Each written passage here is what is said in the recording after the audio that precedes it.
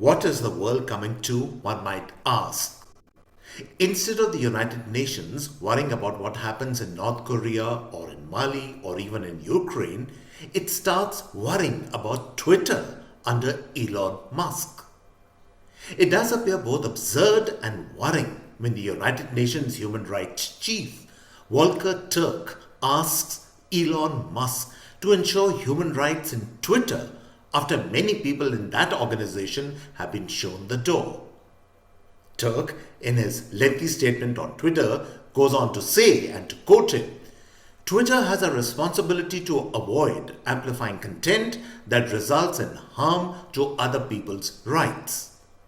Twitter needs to understand the harms associated with its platform and take steps to address them. Unquote. In short, Volker Turk of the United Nations is throwing the rule book at an independent corporate telling them what they should do or not. If ever there was a laughable case of international bureaucracy, especially a very biased bureaucracy, interfering in the policy-making decisions of a private company, then it was this. Twitter is not a gun-running mercenary company or a blacklisted arms manufacturer carrying out coup d'etats in vulnerable countries that Mr. Volker Turk should be giving it advice or sending warning messages to it. The question needs to be asked, what does a tech communication company have to do with the UN Human Rights Chief's misdirected concerns? I will explain all that in a minute because this strange case has repercussions not only for Twitter, the United Nations and the Western world, but also for India. But first, a warm welcome to all viewers of the CAA show. CAA, as all of you know, is Conversations and Analysis, and my name is Juggi Bhasin. To watch our show, press the big red subscriber button on your screen, and subscription is of course completely free. The only explanation for Mr. Turk's unwarranted interference in the internal affairs of a well-respected international communications platform is that he is part of this chain link of international left liberal busybodies who periodically roll out prescriptions to the unprescribed how they should behave, who they should support or not, and what kind of governance models they should embrace. If anyone has a centrist or worse, a conservative or even a right-wing agenda, then heaven forbid.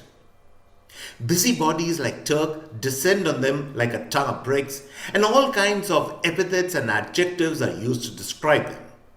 To give you a taste of their vitriol, words like elected autocracy, human rights violator are freely used without any proof or responsibility. This being the case because the members of this chain link international gang automatically assume sainthood and moral uprightness when they assume positions of power.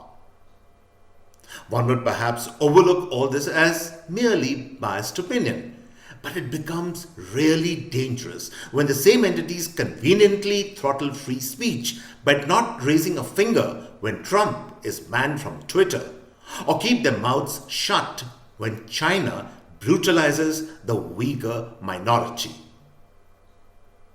In Twitter's case, all Elon Musk so far has been attempting to do is to clear the internals of Twitter from bots or fake identity entities. He wants a platform that gives genuine space to all sides to air their views. But this arrangement is unacceptable to the likes of Turk. What would they rather have? An army of bots manipulating information flow? A one-sided woke left liberal narrative on all matters social, economic and political? Is this not really the aim of meddlers like Volker Turk occupying sensitive and high offices? India should know all about this because the previous UN Human Rights Chief, Michelle Bachelet, had made it her life's mission to go after India on the issue of Kashmir. On innumerable occasions, she criticized India for so-called human rights violation in Kashmir. Her office did not stop at that. They even criticized India on the CAA and the Kisan agitation. And then the same Michelle Bachelet goes to China and does not dare open her mouth about the real Chinese human rights violations on the Uyghur minority. That episode incidentally ended her career. Even for the woke, left liberal international press, her silence on the issue was a bit too much to take. This is the kind of agenda these so-called UN human rights bodies and their bosses pursue. Some time back, President Biden let the cat out of the bag when in a speech he said that the real issue in the midterm elections, that is in America, was the continuance and the preservation of democracy in the US, and therefore people should vote for the Democrats. The implications of that statement being that there should be one party rule in the US because the other side was not woke and left liberal to be democratic. This is the real challenge before the world, that a bunch of people are dictating what we should choose, who we should elect, what policies we should adopt. A couple of days back, in a big expose, American professor Salvatore Babones in the India Today conclave revealed that the recent reports of India sliding down the hunger index and press freedom and democracy index were manufactured, factually wrong and biased. Data, we all know, never lies, and he gave data how our very own academics and journalists and intellectuals in cahoots with agenda-driven left liberal outfits in the West had manipulated data to portray India as a fascist state in the eyes of the world. The writing is on the wall, what this chain gang is up to. And surely but steadily, this tide of manipulated data, woke agenda, cancellation of dissent is going back to the sea where it belongs. And it fills people like me with hope of better days ahead.